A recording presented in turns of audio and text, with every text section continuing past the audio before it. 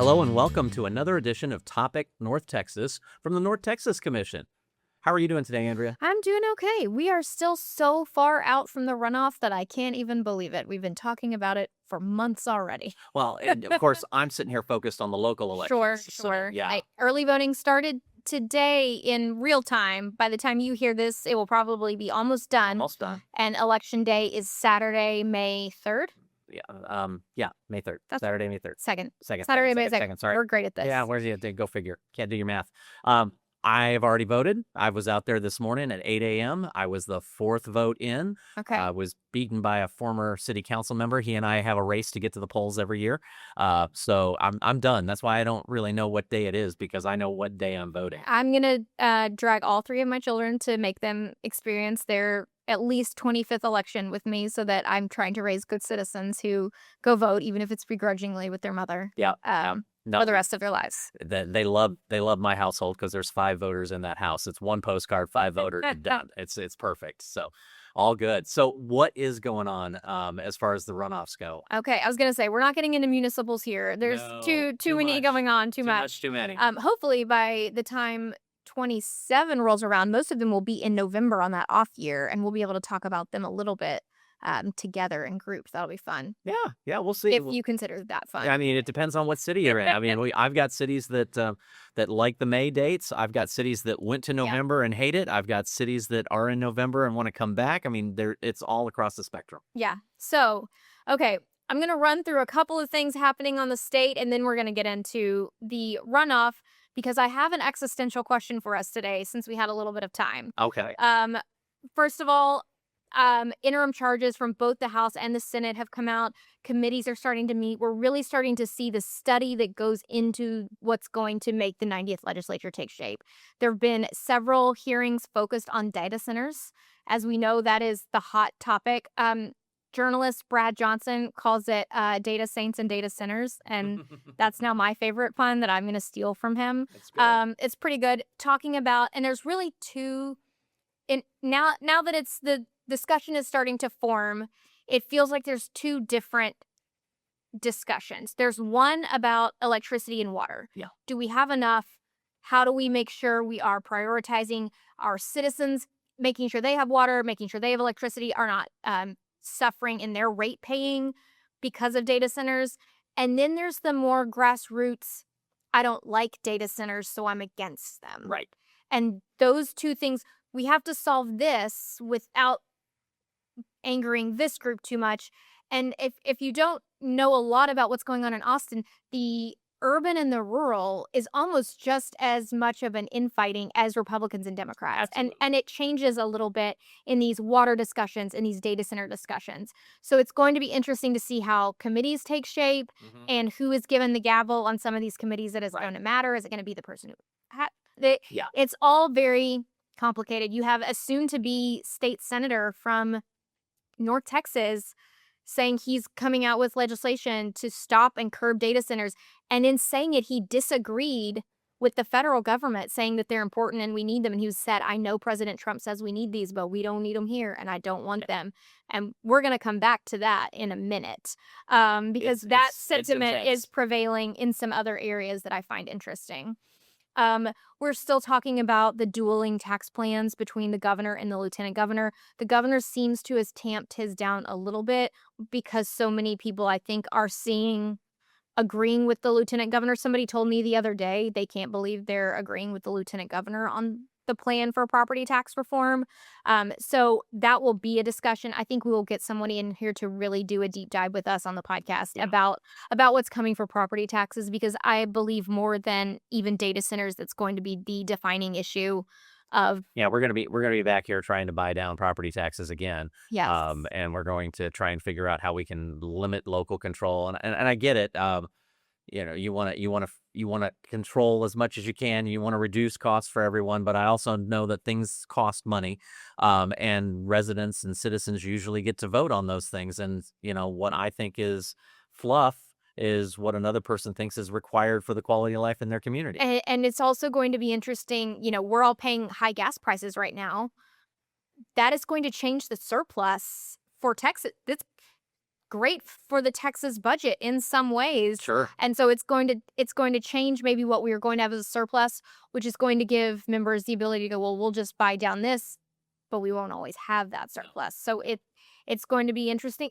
I keep saying interesting. It's all going to be so interesting. Interesting. As we are still waiting to see how this 90th session is taking shape, we will continue to wait with bated breath for everything the governor, the Speaker of the House, and the Lieutenant Governor tweet and release from their press offices as they are continuing to. And they are in the middle right now of traveling and reading the room, for lack of a better term. They're getting out there with voters now that the primary is over, getting out there with maybe they're looking ahead at November instead of just at the primary and saying, what do we need to start talking about?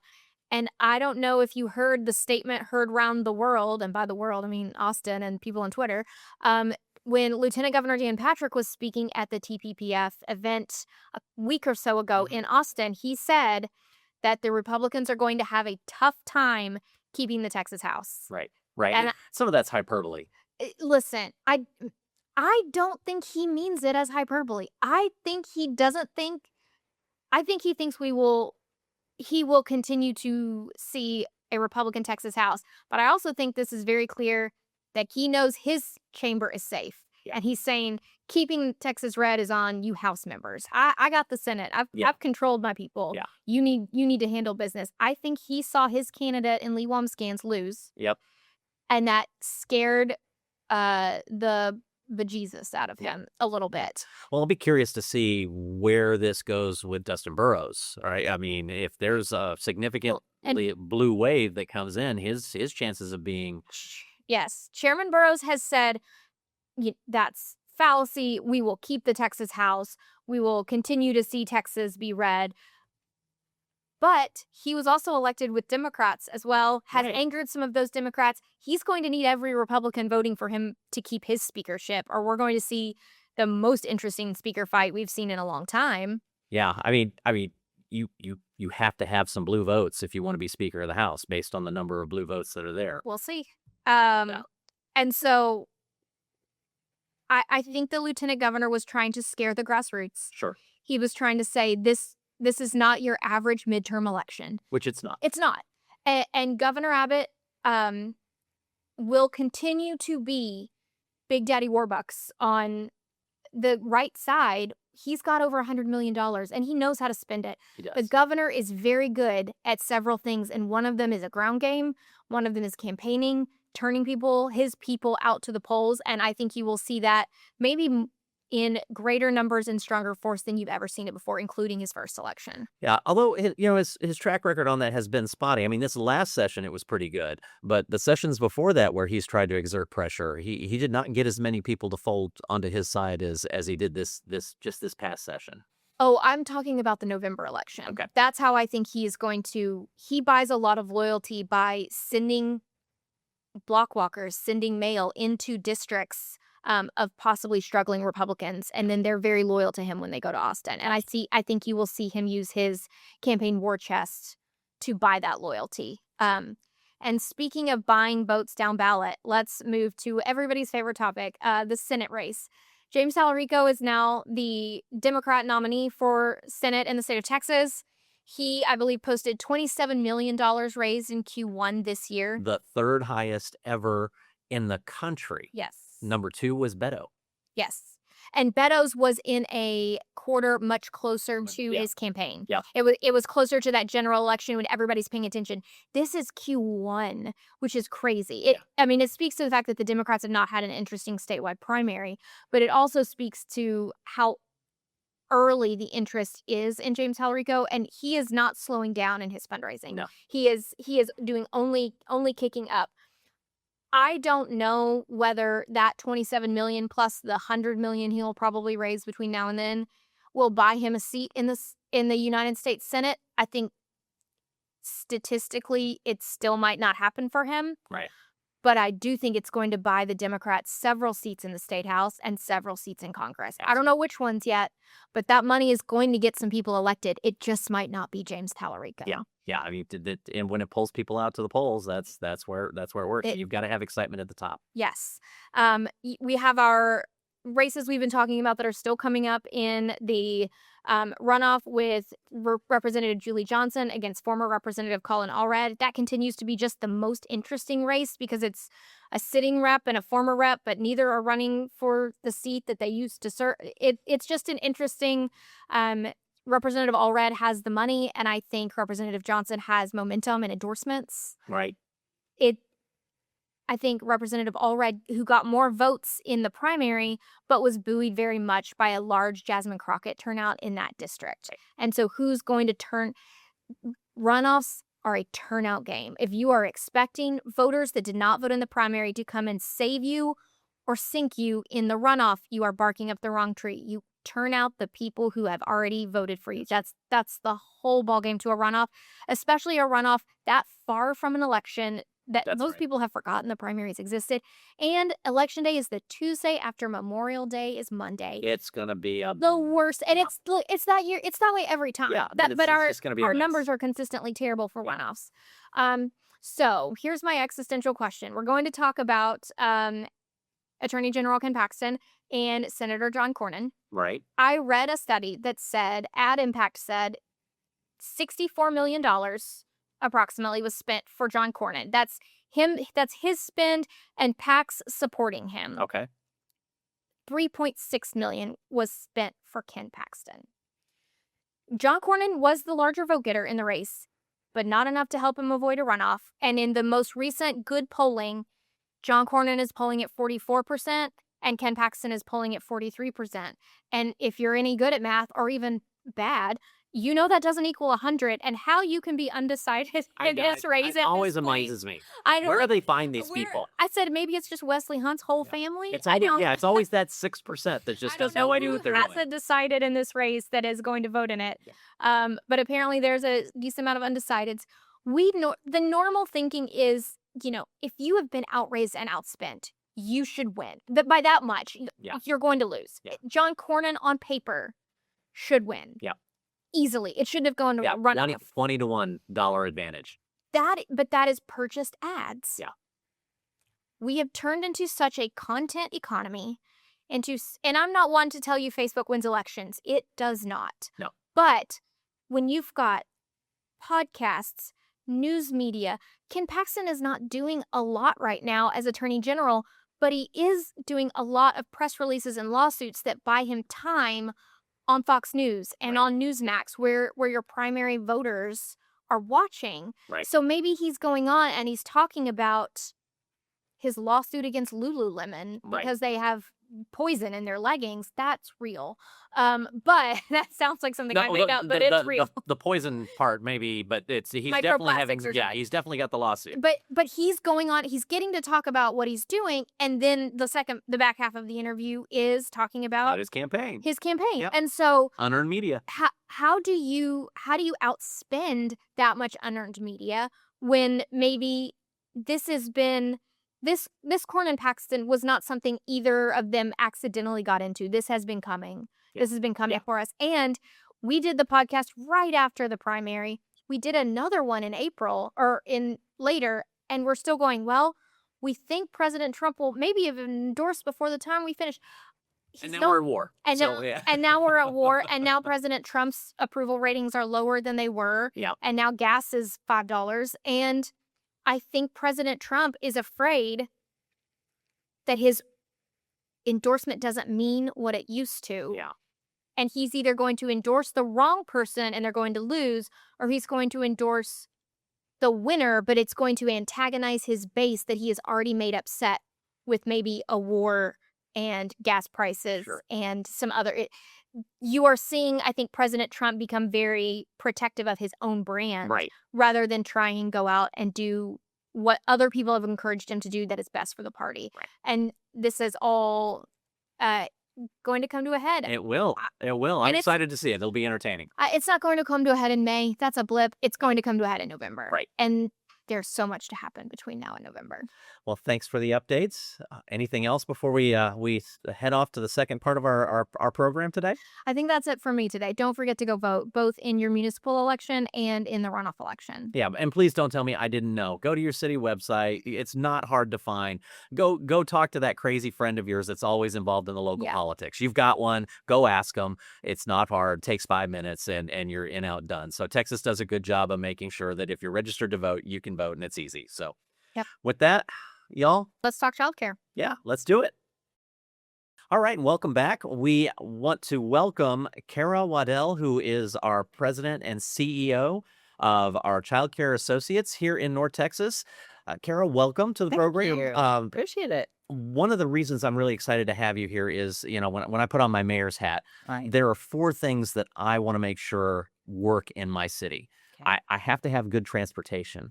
If people can't get to and from work or to the things they need to, they're not having a good quality of life. I need to have accessible housing. So that means lots of different housing types, price points that, my police and fire can live in the city, those types of things. I need to have the ability for those folks to upskill education, whatever that is, so that they can continue to work on their job skills. And fourth and critically, childcare. Wow. We made the list. I know. And so as I think about what makes a city sticky for business, what makes it that a business would want to come to your city, childcare is a big piece of it. So how did you get into this space, and tell me a little bit about what you do? Yeah, absolutely. Well, I'm a mom myself, so face the same challenges that Andrew, I'm sure you've faced also, where all of a sudden you have a young one and you realize there's no plan. We don't have a national plan on exactly what we want families to be able to do with their children when they're young, and also work. And so in a state like Texas, I mean, Texas loves families.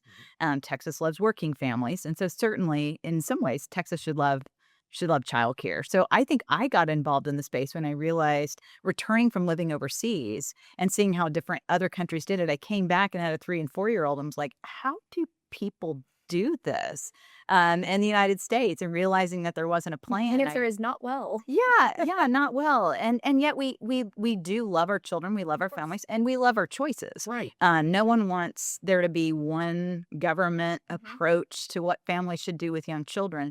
Problem is we haven't created those paths. We haven't created those choices for families today, and we really struggle. Yeah, we definitely struggle. When we talk about pre-K, we talk about childcare. How many kids are we talking about in North Texas? What's the gap? What are the families? Yeah, well, just in North Texas, if we take the 16 counties, Dallas, Tarrant, and the donut counties that go around it, is a larger 0 to 4 child population than 38 states. Yeah. And so you kind of go, like, we're a mini state in and of ourselves, actually a big state. Yeah, we're a big in and of ourselves. And so you start to realize, even if the state has a plan for what we want to do in early education and care, you begin to realize a meta region like the Dallas-Fort Worth greater area. We need a plan. It needs to be kind of built alongside economic development. But people, when they went to school to figure out economic development, childcare was not one of the courses that anyone takes. And we don't have a single approach for families today. It's a patchwork kind of quilt of options. So someone may choose faith-based childcare. They may stay at home for a year or two. They may use a neighbor. Literally, it's a 1,000 journeys for families that they're designing what works for them. And Childcare Associates, the organization that I work with, is kind of trying to walk alongside families and make those choices happen for them and make them more accessible. So like you said, you're a mayor, make sure that people who want to work are able to work. Right. So how I encountered y'all was, of course, through the North Central Texas Council of Governments, and of course, Workforce Solutions. And that it's interesting because you mentioned the donut, right? And so Tarrant County and Dallas County have their own equivalent, whereas all the other surrounding counties are all under one umbrella. So when we talk about that, you're really kind of the suburban ring, if you will. That you're supporting all of that. So these are folks that are, having to commute. They're having to juggle those types of schedules.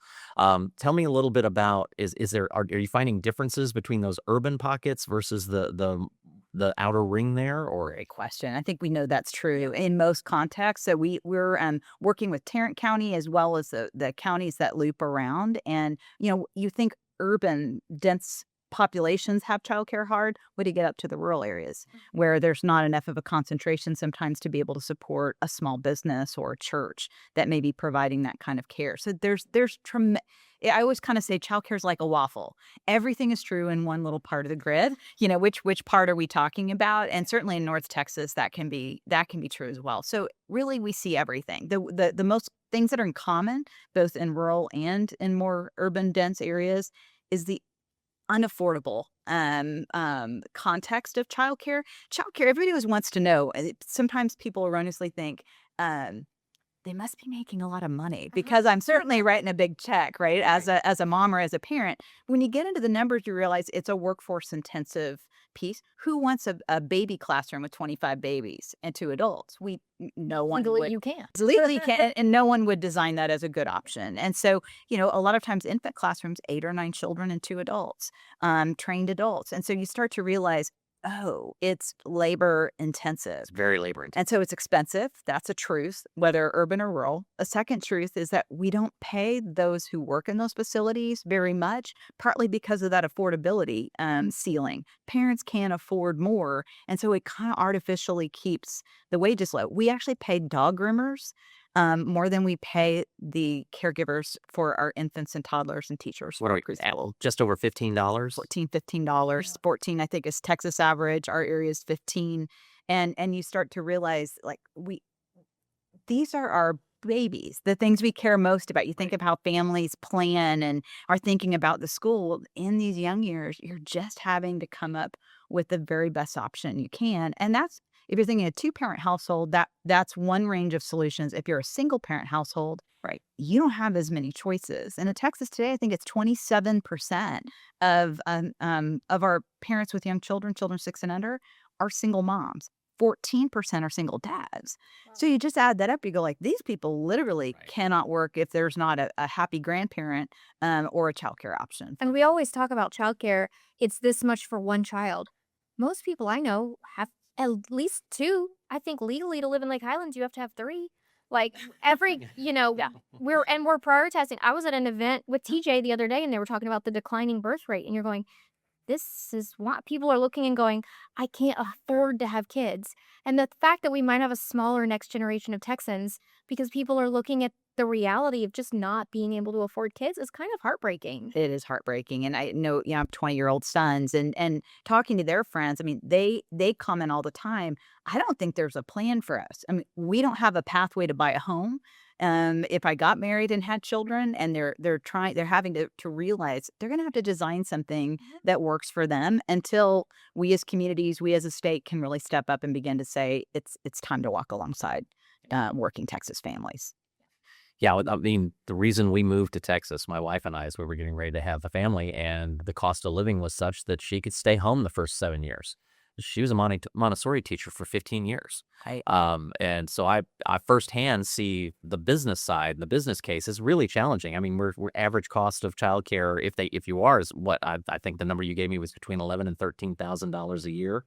So that's more if it's an infant. Yeah, and that's crazy. Yeah, so you're talking 12% of a family's income at that level. That's a significant chunk for daycare and taking care of your future. Yeah, and imagine having 2, 3, or 4 children. So I think we do know that people are having to plan and think differently about children, partly because of this cost. That's kind of heartbreaking. You want people to make family plans around what's best for their family and not necessarily be boxed in.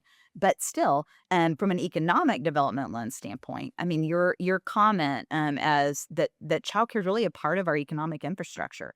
That's a different way of thinking. In the past, if you have children, it's your responsibility. You're the one who had them. You need to take care of them. And now we begin to realize, wait, we want one or both of those parents to be able to participate in the workforce and take care of their family.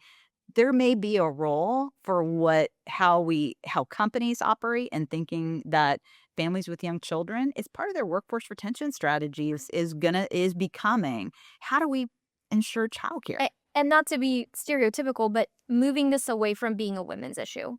Absolutely. To being a this is not a social issue. It's not a women's issue. It's not a fun and fluffy issue to talk about to make you feel good and put a baby on something. This is a true working families workforce issue. It will not fixing this could damage our Texas miracle. It could change the trajectory of our economy. Not coming together and finding a solution for this could have devastating effects, and Absolutely. it's not a light issue anymore. And I'm glad it's finally being taken. I feel like in the Capitol last session and then coming up this session, Mm. it's being talked about with a lot more seriousness than I've seen in the past. Absolutely. And I think, yes, it's not just a women's issue, but it is It is it is impacting 100%. women in different ways Sure. many times.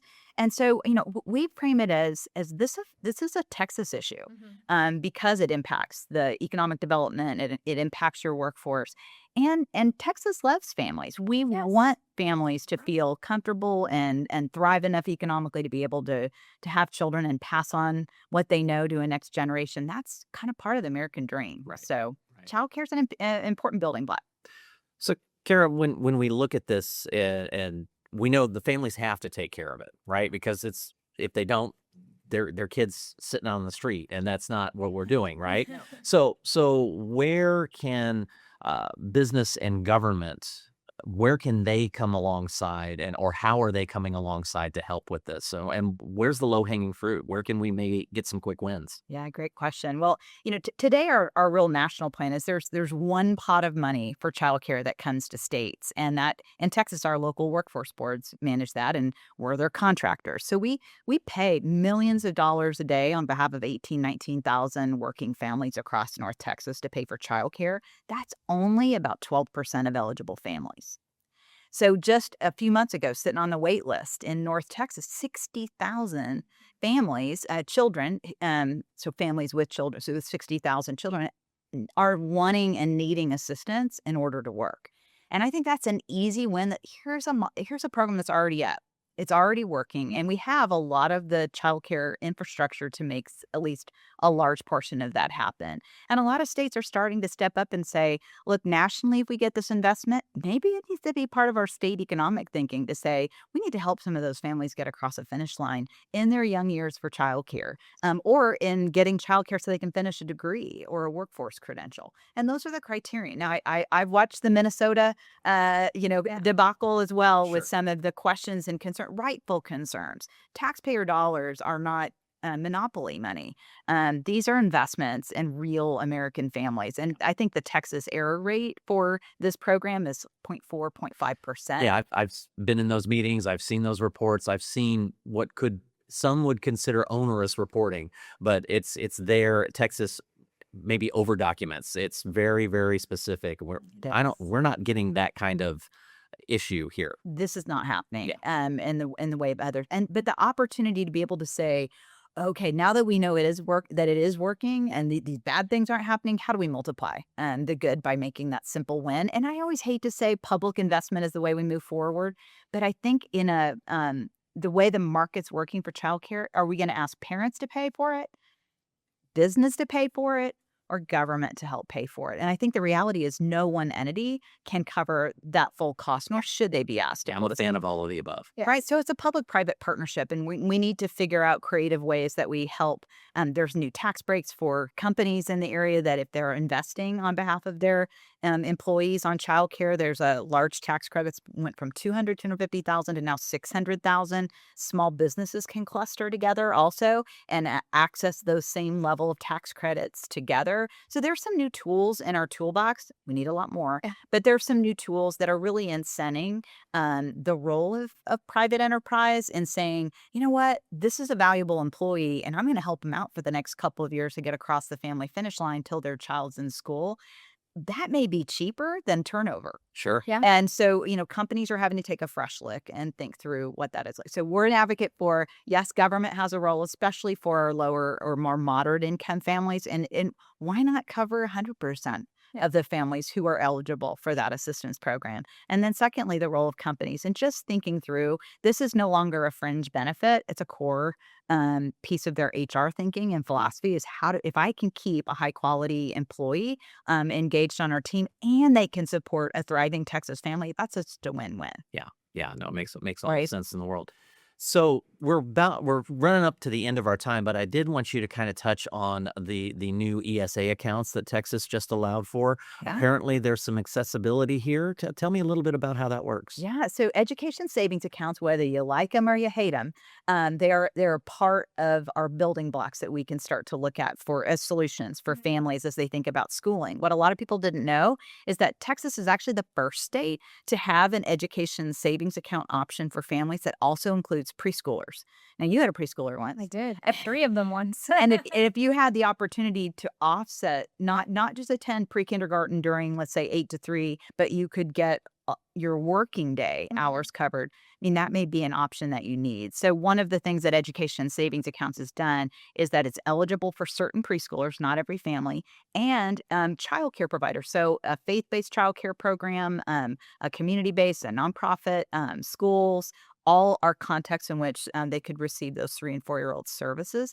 That can be a little bit of a building block for a family because if you can get your 3 or 4-year-old, those costs covered, that gives you a little bit more to say, you know what, it's time for our toddler Or it's time to have another baby. We can Absolutely. actually do this, have the second baby we wanted because it's Bingo. not available. Bingo. And so again, we're learning, but it's an interesting we're again being kind of the first state in this context, there's a lot to learn. But if you study the data, how many families applied for education savings accounts, the largest band, the age band where families with children applied the most were 3 and 4-year-olds.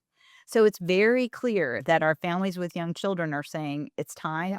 We need help. We need help. So whether it's through education savings accounts or through the child care scholarship program, those are options that, as well as pre-kindergarten, high quality pre-kindergarten in schools and charter schools are all options for 3 and 4-year-olds. The challenge gets to be on the infant and toddler side. So we're hopeful that education savings accounts can kind of help relieve some of the financial burdens so that we can serve more families with infants and toddlers, because that 60,000 wait list has been a painful one. No one's asking parenting to be easy. It's hard. It's supposed to be hard, but we can come alongside parents and make it a little bit easier. Absolutely. And that lift when a community stands with a family, just a personal story. I moved here from Oregon, and when we were looking at moving here, my husband asked me and said, what strikes you about Fort Worth and North Texas? And I said, they're really nice to families. They respect children. I saw it in the restaurants. I saw it in how people engaged, and they were, complimentary and helpful. If you were in a tough spot, someone would step up and help you. That was a big difference from the state that we were coming from, and I think that we can pull it off. But we need to make Texas a great place for working families. Yeah, I think we can. If I were either a family or a business, who would I be talking to maybe get more information or get further down the road on these processes and tools? Absolutely. Childcare Associates does have information. We've been helping families going out and holding sessions about education savings accounts. Childcare Associates also works with our workforce boards. And so you can go to our website. There's links that we can help you make sure that you're getting the information you need.